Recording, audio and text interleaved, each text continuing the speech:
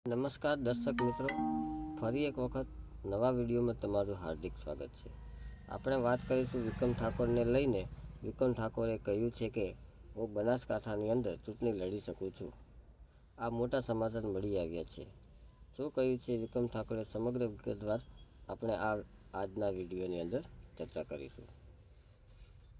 એટલા માટે દર્શક મિત્રો વિડીયો એન્ડ સુધી જોતા રહેજો। ચેનલ ઉપર પહેલીવાર આવ્યા છો તો વિડીયોને લાઈક કરી ચેનલને જરૂરથી સબસ્ક્રાઈબ કરી લેજો। જો વાત કરવામાં આવે તો અત્યારે વિધાનસભાના મુદ્દાથી વિક્રમ ઠાકોર ફરી એક વખત ચર્ચામાં આવી ગયા છે કે વિક્રમ ઠાકોરને વિધાનસભાની અંદર સન્માન ન કરવામાં આવ્યું અને ઠાકોર સમાજના અને અન્ય સમાજના કલાકારોને ન બોલાવવામાં આવ્યા। તેને લઈને વિક્રમ ઠાકોર ઘણા સમયથી નારાજ હતા, પરંતુ આખરે તેમની નારાજગી સરકારે સાંભળી અને ફરી વિધાનસભામાં અનેક કલાકારો અનેક સમાજના પહોંચ્યા, પરંતુ વિક્રમ ઠાકોર જે નારાજ હતા તે વિધાનસભાની અંદર ન પહોંચતા ફરી એક વખત વિક્રમ ઠાકોર ચર્ચામાં આવ્યા છે। વિક્રમ ઠાકોર સોશિયલ મીડિયાના માધ્યમથી અનેક યુટ્યુબ ચેનલ હોય, ટીવી ચેનલ હોય ઉપર ઇન્ટરવ્યૂ કરી રહ્યા છે। તેમાં એક ઇન્ટરવ્યૂમાં તેમણે કહ્યું છે કે હું બનાસકાંઠાથી ચૂંટણી લડી શકું છું। કદાચ તેમણે કહ્યું છે કે મારા જે ચાહકો ઘણા છે તે બનાસકાંઠાથી અંદર છે અને તેમને એવો પ્રશ્ન પૂછવામાં આવ્યો કે તમે બનાસકાંઠામાં કઈ જગ્યાએથી ચૂંટણી લડી શકો છો? તે હસતા હસતા જવાબ આપ્યો કે હું રાજકારણી માણસ નથી, પણ આ તો કદાચ હું કહી રહ્યો છું। આવો એક વિડીયો સોશિયલ મીડિયાની અંદર વાયરલ થઈ રહ્યો છે।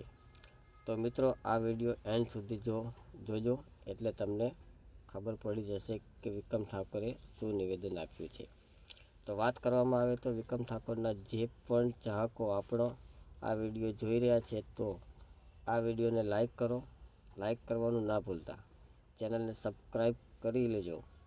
તો મિત્રો જે રીતે વાત કરવામાં આવે છે કે વિક્રમ ઠાકોર જે સુપરસ્ટાર તરીકે ગુજરાતી ફિલ્મના હીરો તરીકે જાણીતા છે, તેમનું સમગ્ર ગુજરાતની અંદર નામ છે, પરંતુ અત્યારે તેમના દિલ્હી સુધી સૂર અને ગુંજતો અવાજ થયો છે।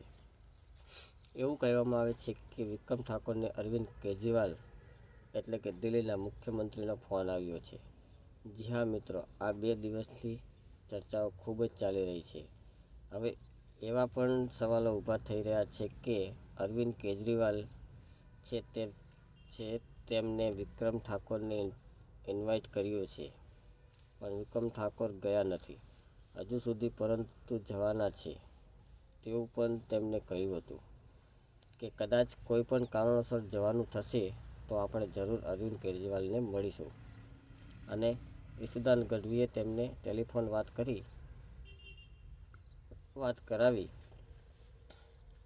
આવા સમાચાર સોશિયલ મીડિયાની અંદર ખૂબ જ વાયરલ થઈ રહ્યા છે। વિક્રમ ઠાકોરનું એક અન્ય બધા જ કલાકારોનું સંમેલન હતું, ત્યારે પણ ઈશુદાન ગઢવી તેમની ઓફિસે મળવા પહોંચ્યા હતા। સાથે હવે મિત્રો વિડીયોને વધુ ન લંબાવીએ એટલા માટે આ વિડીયો તમે જોઈ શકો। ચેનલને સબસ્ક્રાઈબ કરો, વિડીયોને લાઈક કરો। ક્યાંથી ચૂંટણી લડી શકો? એવું આમ તો સમગ્ર ગુજરાતમાં મારા બહુ સારા ચાહકો છે, એમાં ખાસ કરીને બનાસકાંઠાનો તો વધારે એમનું છે। કદાચ એટલા તો ભવિષ્યની વાત છે, જો કદાચ થાય તો બનાસકાંઠામાંથી બી લડી શકું, અથવા તો બનાસકાંઠામાંથી એ કઈ બેઠક હોય મને ખબર નહીં, હતું રાજકારણી માણસ નથી।